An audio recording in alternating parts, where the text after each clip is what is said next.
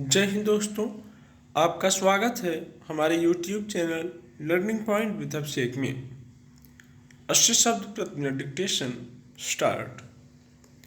विचार की संस्कृति ही सही मायने में जीवन जीने को दिशा देने का काम करती है। जब आप किसी विषय पर विचार करते हैं तो उसे संपूर्णता में देखते हैं। एक विचार उठता है कि यह करना है और आदमी चल पड़ता है। मन को कार्य करने के लिए विचार प्रेरित करता है। वह बताता है कि हमारी जरूरत क्या है और हमारे पास संसाधन क्या हैं।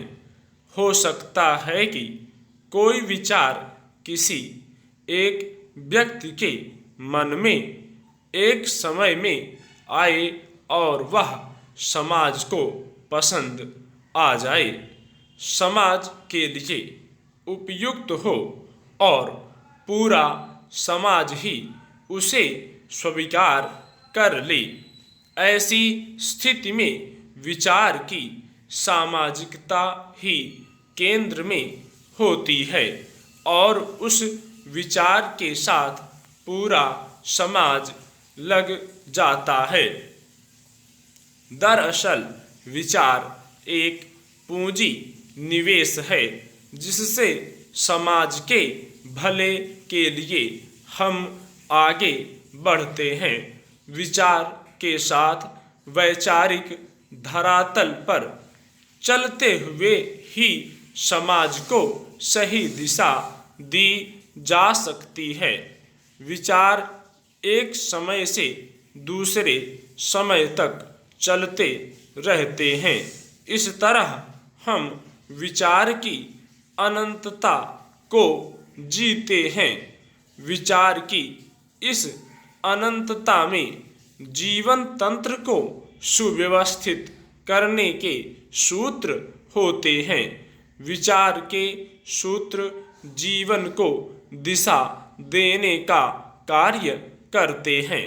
इस पर चलने के लिए एक नियम, आचरण पद्धति और जीने की अंतः स्वतंत्रता को रेखांकित करने की जरूरत महसूस होती है।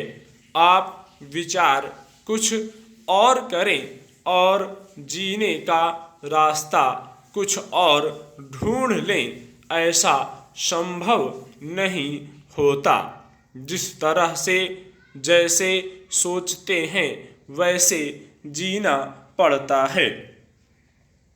हो सकता है कि किसी समाज में सीधे सीधे प्रत्यक्ष कार्रवाई होते हुए दिख जाती है, पर जो कुछ भी कार्य रूप में हो रहा होता है उसके पीछे विचार की एक श्रृंखला चिंतन मनन प्रक्रिया से होकर चलती रहती है।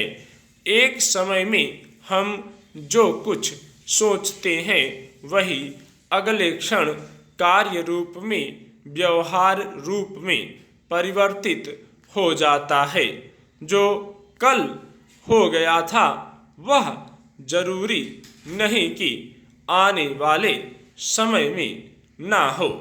आने वाले समय में भी वह घट सकता है और तमाम घटनाएं प्रत्यक्ष और अप्रत्यक्ष रूप से हमारी विचार श्रृंखला की जीवित कार्यवाही का परिणाम होती हैं।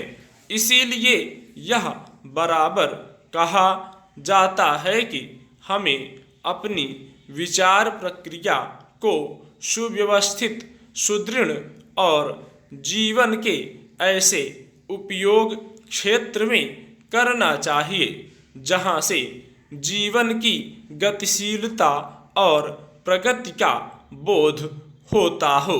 हमारे विचार मूल रूप से मनुष्य की प्रगति के सूचक दिशा की ओर चलने चाहिए। स्टॉप।